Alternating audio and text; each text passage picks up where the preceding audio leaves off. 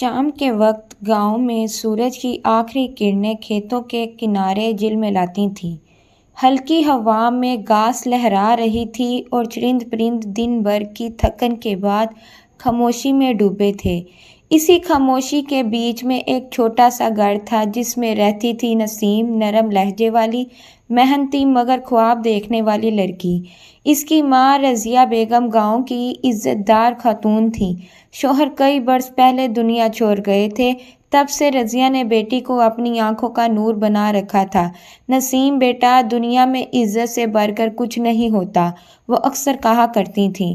نسیم گھر کے کام کے ساتھ ساتھ مدرسے میں چھوٹی بچیوں کو پڑھاتی بھی تھی۔ اس کا خواب تھا کہ وہ ایک دن بڑی ٹیچر بنے گی تاکہ اپنے گاؤں کی لڑکیوں کو پڑھا لکھا کر مضبوط بنا سکے۔ اس کی مسکراہٹ، نرم لہجہ اور سادہ چال ڈھال گاؤں میں سب کو بھالی لگتی تھی۔ لیکن زندگی ہمیشہ ایک جیسی نہیں رہتی۔ کچھ خاموش کہانیاں دل کے اندر پلتی ہیں جنہیں کوئی نہیں سنتا۔ اسی گاؤں میں نسیم کی پھوپھی کا بیٹا ارسلان بھی رہتا تھا۔ ارسلان بظاہر خوش مزاج تھا مگر اندر سے خود غرض اور ضدی۔ وہ شہروں میں رہ کر کچھ دنوں کے لیے گاؤں آیا تھا۔ اس کے ساتھ اس کی دوست نما کزن شائستہ بھی آئی تھی۔ وہ ماموں کی بیٹی تھی، حسینہ اور خود اعتماد، مگر دل میں انا بھری تھی۔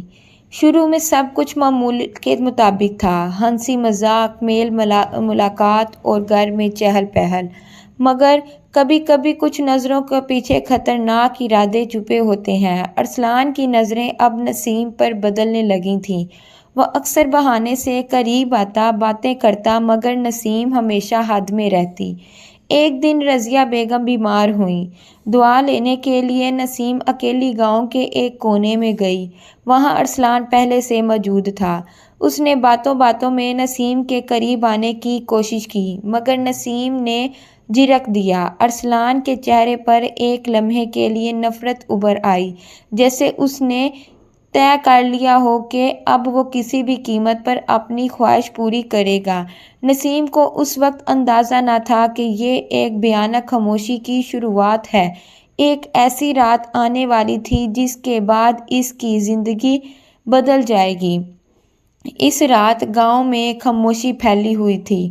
آسمان پر چاند تھا مگر بادلوں نے اس کی روشنی کو ڈھانپ رکھا تھا۔ رضیہ بیگم بخار میں مبتلا تھی، کمزوری کی وجہ سے جلد سو گئیں۔ نسیم نے ان کے ماتھے پر گیلا کپڑا رکھا، دعا دی اور پھر صحن میں رکھی چارپائی پر جا بیٹھی۔ ہوا میں سردی کی ہلکی سی لہر تھی۔ چند لمحوں بعد دروازے پر ہلکی سی دستک ہوئی۔ کون ہے؟ نسیم نے سوال کیا۔ آواز آئی، میں ارسلان ہوں، امی نے تمہیں بلایا ہے، کچھ ضروری بات کرنی ہے۔ نسیم تھوڑا جھجکی۔ اس وقت امی تو سو گئی ہیں، صبح آنا بہتر ہوگا، مگر آواز نے نرمی سے کہا، نہیں، ابھی ضروری ہے، ایک پل کے لیے آ جاؤ، باہر ہی ہوں۔ نسیم نے سوچا شاید کوئی خاندانی مسئلہ ہوگا۔ وہ چادر اوڑھ کر باہر نکلی۔ رات کے اندھیرے میں گلی سنسان تھی۔ ارسلان کچھ فاصلے پر کھڑا تھا، شائستہ بھی ساتھ تھی۔ کیا بات ہے؟ نسیم نے نرمی سے پوچھا۔ ارسلان نے عجیب انداز میں کہا، بس کچھ دیر بیٹھ کر بات کر لیتے ہیں، تم تو سب سے دور رہتی ہو، ہم کب ملتے ہیں؟ نسیم نے قدم پیچھے کھینچتے ہوئے کہا، ارسلان، رات کا وقت ہے، یہ مناسب نہیں۔ شائستہ نے طنزیہ ہنس کر کہا، ارے ہم سب گھر کے ہیں، ڈرنے کی کیا بات ہے؟ نسیم نے محسوس کیا کہ بات کچھ غلط سمت میں جا رہی ہے۔ وہ پلٹی مگر اسی لمحے ایک زوردار گرفت نے اس کی کلائی پکڑ لی۔ اندھیرے میں چیخ سنائی دی مگر گاؤں کے شور سے دب گئی۔ وہ چیخ جو اس کی زندگی کی آخری ہنسی لے گئی، وہ چیخ جو دیواروں میں دفن ہو گئی۔ اس رات کے بعد نسیم بدل گئی۔ نہ اس نے کسی سے کچھ کہا، نہ روئی، نہ ہنسی، بس چپ۔ ایک ایسی چپ جو دن رات چیختی تھی۔ رضیہ بیگم نے محسوس کیا کہ بیٹی کے چہرے سے روشنی غائب ہے۔ کیا ہوا ہے نسیم؟ کسی نے کچھ کہا ہے؟ نسیم نظریں جھکا لیتی۔ نہیں امی، کچھ نہیں، مگر اس کے اندر طوفان مچ چکا تھا۔ کھانا چھوٹ گیا، نیند ختم ہو گئی، سانس بھی جیسے بوجھ بن گئی۔ ارسلان اور شائستہ دونوں اگلے دن شہر چلے گئے، پیچھے چھوڑ کے ایک زندہ لاش جو دن کے اجالے میں بھی اندھیرے میں جی رہی تھی۔ گاؤں میں افواہیں چلنے لگیں۔ کسی نے کہا نسیم پاگل ہو گئی ہے، کسی نے کہا کسی سے چھپ کر کچھ ہوا ہے، مگر کسی نے یہ نہ پوچھا کہ کیوں وہ ہر وقت خاموش رہتی ہے۔ ایک دن رضیہ بیگم نے بیٹی کو قرآن کھولے دیکھا۔ وہ آیت پڑھ رہی تھی، اور ظلم کرنے والوں سے اللہ خود حساب لے گا، اور اس کی آنکھوں سے آنسو ٹپک رہے تھے۔ رضیہ بیگم کے دل میں درد کی لہر دوڑ گئی۔ انہوں نے بیٹی کو گلے لگایا، مگر نسیم کے ہونٹوں سے صرف ایک جملہ نکلا، امی میں گندی ہو گئی ہوں۔ رضیہ بیگم کا دل چیر گیا۔ انہوں نے بیٹی کے چہرے کو تھام کر کہا، نہیں بیٹی، گندگی تم میں نہیں، ظلم کرنے والے میں ہے۔ تم وہ ہو جس نے برداشت کیا، وہ نہیں جس نے جرم کیا۔ اس دن کے بعد رضیہ بیگم نے فیصلہ کر لیا، اب خاموشی ختم ہوگی۔ صبح کا وقت تھا، آسمان پر ہلکی سرمئی روشنی پھیل رہی تھی۔ گاؤں کے درختوں پر چڑیوں کی آوازیں تھیں، مگر رضیہ بیگم کے دل میں سکون نہیں تھا۔ رات بھر وہ جاگتی رہیں۔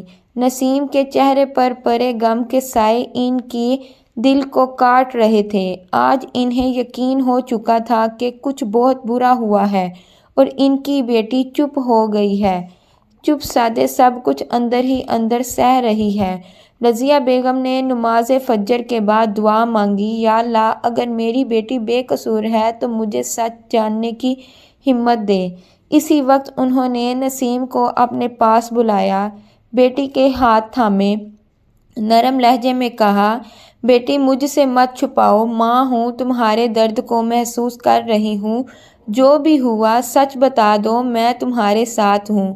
نسیم نے نظریں اٹھائی، چہرے پر آنسو، ہونٹ کانپتے ہوئے۔ چند لمحوں کی خاموشی کے بعد وہ رو پڑی۔ امی، ارسلان نے اور شائستہ بھی تھی وہاں۔ رضیہ بیگم کے دل پر کسی نے پتھر رکھ دیا۔ ایک لمحے کو سانس رک گئی۔ انہوں نے خود کو سنبھالتے ہوئے بیٹی کو گلے لگا لیا۔ کچھ نہیں بولو بیٹا، اب تم اکیلی نہیں ہو۔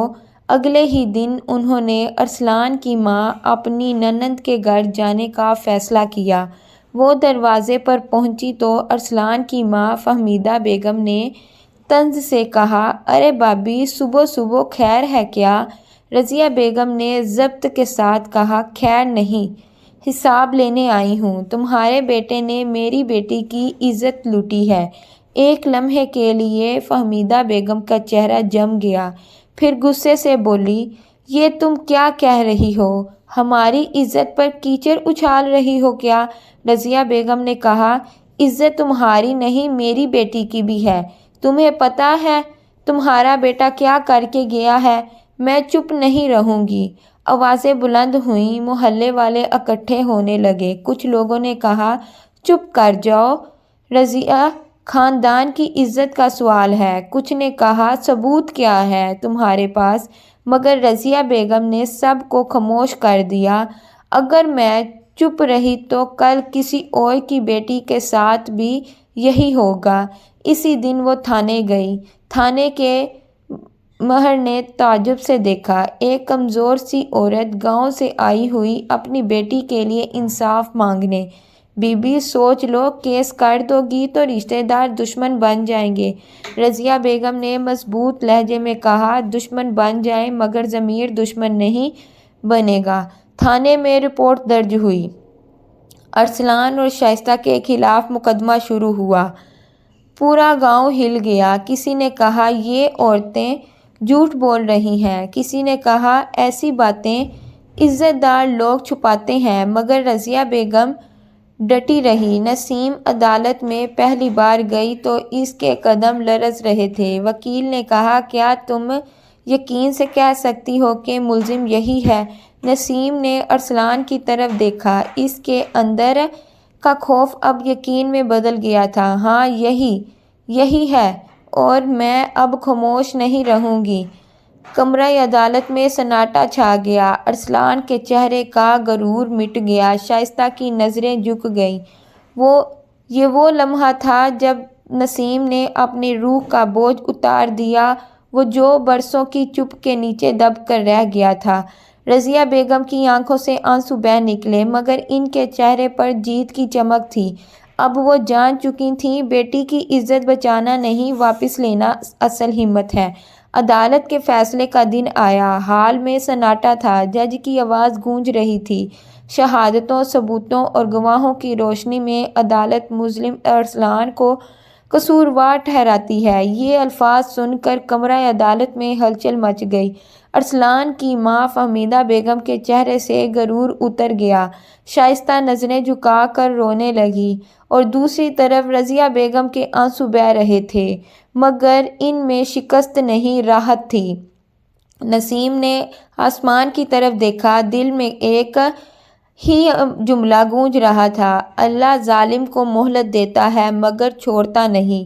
فیصلے کے بعد کئی دن تک گاؤں میں بحث ہوتی رہی۔ کچھ لوگ کہتے رہے اور یہ عورتوں نے خاندان کی ناک کٹوا دی۔ کچھ کہتے آخرکار کسی نے سچ بولنے کی ہمت تو کی۔ وقت گزرتا گیا، مگر نسیم کے اندر کے زخم ابھی تازہ تھے۔ رات کو اب بھی ڈر لگتا۔ خوابوں میں وہ رات لوٹ آتی، مگر ایک فرق تھا، اب وہ ڈرتی نہیں تھی، اب وہ جانتی تھی کہ خاموش رہنے سے سچ نہیں بدلتا۔ رضیہ بیگم نے بیٹی کو دوبارہ زندگی کی طرف لانے کی ٹھان لی۔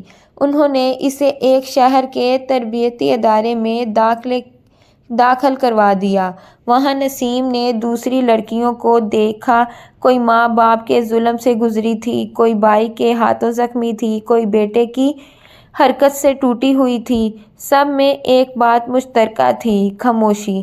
نسیم نے سوچا، اگر میں اپنی کہانی چھپا لوں تو باقی کتنی نسیمیں ہمیشہ چپ رہیں گی؟